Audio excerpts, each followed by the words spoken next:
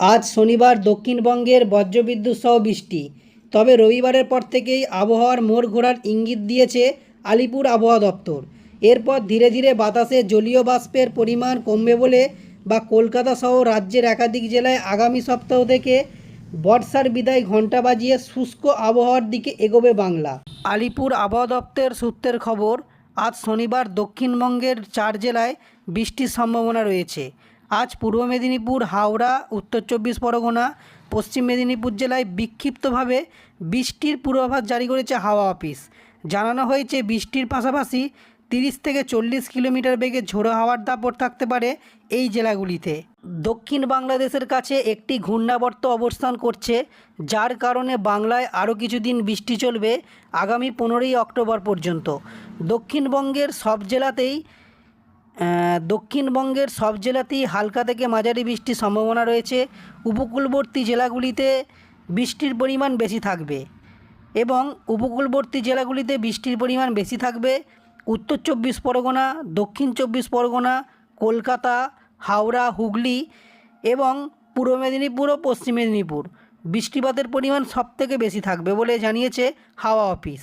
অন্যদিকে এক ঘূর্ণাবর্ত অবস্থান করছে উড়িষ্যার উত্তরভাগ উপরেতে, ফলে জোড়া ঘূর্ণিবর্ত আরও কিছুদিন বাংলাকে ভোগাবে বলে জানিয়েছে আবহাওয়া দপ্তর। জেলায় জেলায় হালকা বৃষ্টির সঙ্গে বজ্রবিদ্যুৎ সম্ভাবনা আছে। আজ শনিবার জেলায় জারি করা হয়েছে হলুদ সতর্কতা জারি করা হলো। অন্যদিকে অপর এক ঘূর্ণাবর্ত অবস্থান করছে উড়িষ্যার উত্তরভাগের দিকে, ফলে জোড়া ঘূর্ণিবর্ত আরও বেশ কিছুদিন ভোগাবে বাংলাকে, এই বলেই জানিয়েছে আবহাওয়া দপ্তর। জেলায় জেলায় হালকা বৃষ্টির সঙ্গে বজ্রবিদ্যুতের সম্ভাবনা। আজ শনিবার 4 জেলায় জারি করা হয়েছে হলুদ সতর্কতা।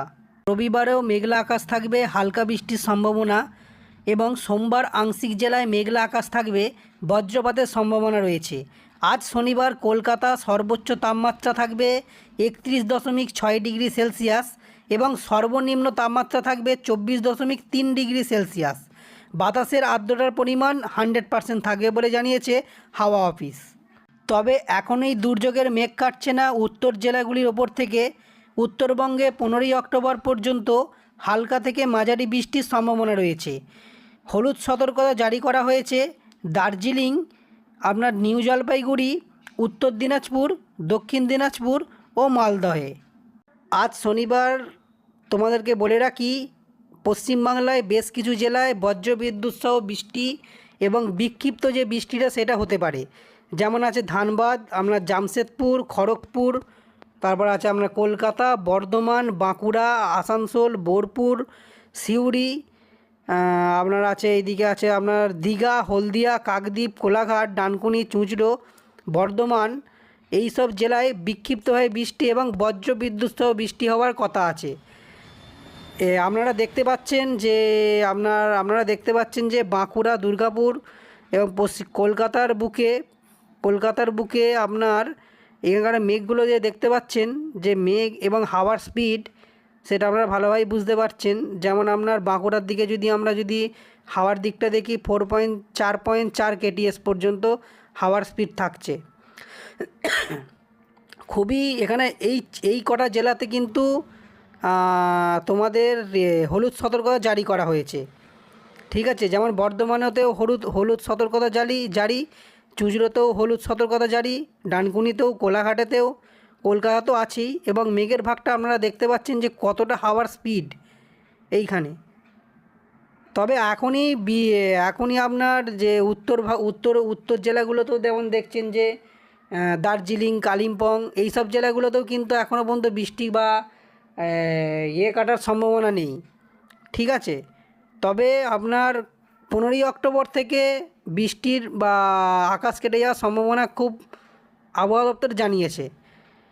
কিন্তু এখানে যে দুখানা যে ঘূর্ণাবর্ত বা ঘূর্ণিঝড় যেটা তৈরি হচ্ছে ফের, সেটা হচ্ছে বাংলাদেশের বেশ কিছু জেলায় ওখানেও আছড়ে পড়বে।